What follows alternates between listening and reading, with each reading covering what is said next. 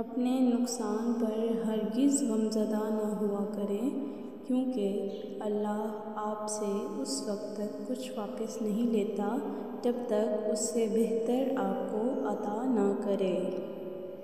اے اللہ، جو میرے مقدر میں نہیں لکھا اس کی کوشش اور تمنا میں مجھے مبتلا نہ کرنا، اور جو میری تقدیر میں لکھ دیا ہے اسے میرے لیے آسان کرنا۔ اگر کسی شخص سے تعلق کاٹ چکے ہو تو اس کے متعلق اپنی زبان بھی کاٹ دو۔ مرد اپنی جوانی کے اعمال سے اپنی بیٹی کا نصیب لکھ رہا ہوتا ہے۔ کچھ قرض ایسے بھی ہوتے ہیں جو چاہنے کے باوجود بھی چکائے نہیں جا سکتے۔ کچھ نیکیاں ایسی بھی ہونی چاہیے جن کا اللہ کے سوا کوئی گواہ نہ ہو۔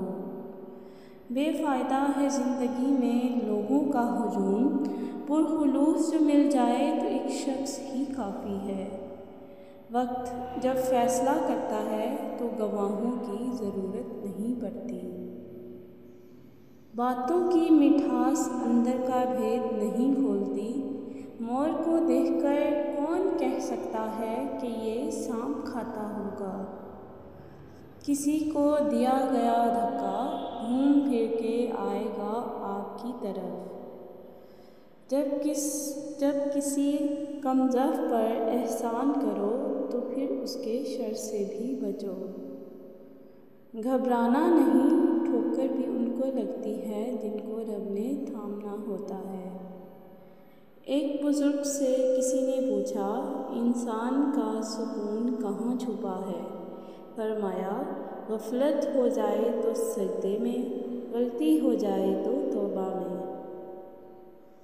میں آج تک اپنی خاموشی پر نہیں پچھتایا، جب بھی پچھتایا اپنے بول پر پچھتایا۔ عقل مند اور بے وقوفوں میں کچھ نہ کچھ عیب ضرور ہوتا ہے۔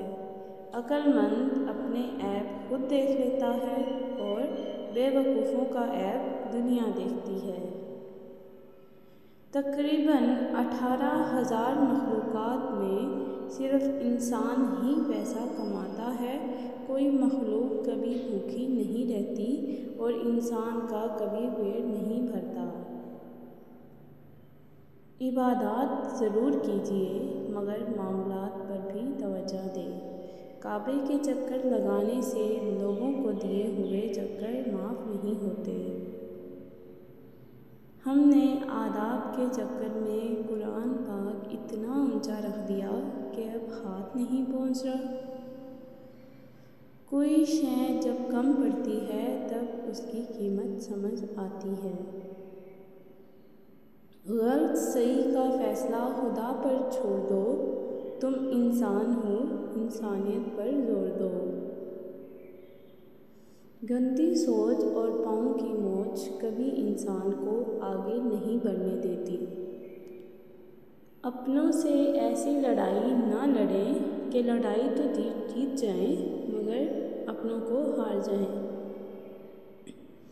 طوفان میں کشتیاں اور گھمنڈ میں ہستیاں اکثر ڈوب جاتی ہیں۔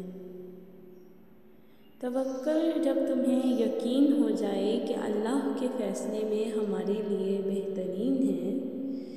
صبر کی حقیقت تو یہ ہے کہ جو اللہ کی مرضی سے ہوا اور آگے بھی جو ہوگا اللہ کی مرضی سے ہوگا۔ شکر، حالات جیسے بھی ہوں ہر وقت بس شکر ادا کرنا چاہیے۔